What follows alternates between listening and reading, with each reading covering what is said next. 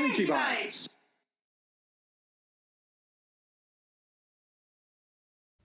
Hi there, this is David Price-Francis, EnergyWorlds Man, and in today's Energy Bite, we're going to be looking at the mystery of why you have an aura and what happens to your aura at the point of death.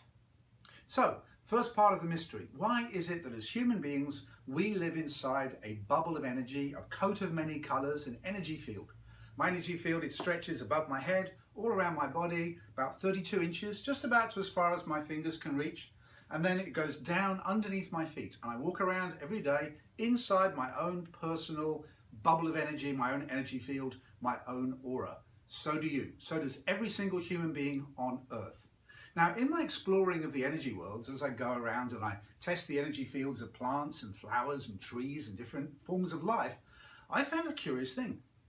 Nothing else has an aura around it which is inside a bubble. So when you approach the human aura, which you can learn to do, when you approach the human aura, you discover that there's a bubble, a cortex, a sheath around the person. But when you approach a plant like a daffodil or a tulip or a tree, you find the emanation just stretches out and joins the energy of the planet. I wondered about this for a long time, and here's the reason why I think this is the case. Inside of the human being, there is a drop or a portion of higher energetic property. I call it an essence. It's our spirit. It comes from somewhere higher in the universe, higher in creation. So when it's inside us, it radiates out, puts out an energy around us, and the energy of the planet pushes in upon us. Think about it like an air bubble underwater, whereby if you take a bubble of air and you bring it underwater, the pressure of the water causes it to go into a bubble. If you then are able to release that bubble and it goes back and joins the element of air, it becomes part of the air. As human beings, we have a spirit. I believe it lives or lodges in our sacrum at the base of the spine, and that each of us has this spoonful of higher essence, this spoonful of higher energy, radiates out, the planet's energy pushes back in upon us, and it forms a bubble. The reason other forms of life, cats, dogs, dolphins, trees, don't have that bubble is they're containing planetary energy and they're part of the planet. That's also why they're in such harmony with the planet. We, however, are a little different. We're able to think, to research, to be conscious. So each of us lives inside a bubble of energy. Now, what happens to the aura when we die? Where does this bubble of energy go? It's like when someone passes away, it doesn't leave a hole in the planet's energy field. The energies of the planet rush in and reoccupy that space. Here's what I think happens. And for this we'll need a little diagram. So we have here a prism. You probably did this experiment at school. You shine white light. You shine white light into a prism, and what happens to that white light? Well, what it does, it reveals 7 frequencies inside of itself: red, orange, yellow, green, blue, indigo, violet. These 7 frequencies, they're all traveling at different speeds inside the white light. They're all traveling together at the same time, but they're running on different frequencies. Now, as human beings, we live inside our own personal energy field. Now, this also has in it red, orange, yellow, green, blue, indigo, violet. This corresponds with what's known as the chakra system. For those who are researching those kinds of subjects, there's the chakra system. And you'll find with the Hopi people, they called human beings rainbow people. They even had dances where they put rainbows over the head.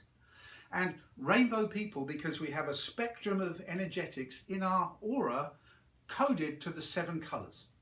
Now, could it be that when we pass on, what actually happens to our aura is that it has coming at it, as I said, the energy worlds of the planet's energetics, and our energies are radiating outwards, particularly because of what I said about the energy in the sacrum, in the base of the spine. So when we die, the collective energies of our aura, just as we get white light comes to a prism to create red, orange, yellow, green, blue, indigo, violet, what happens is it goes the other way. The 7 colors come together and they travel up the white light.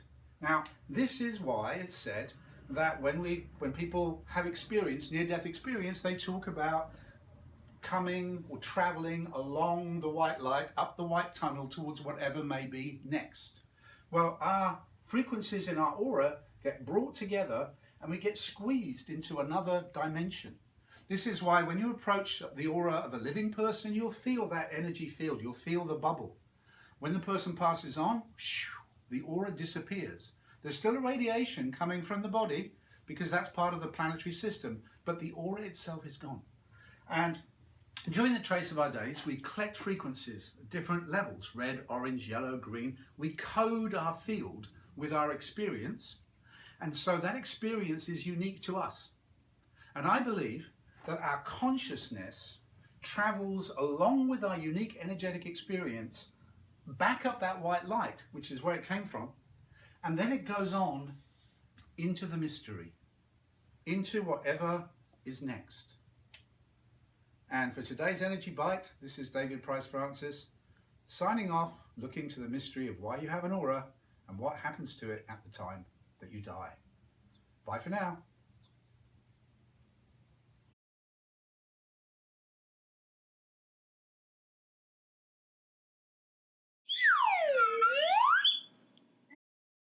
See you soon.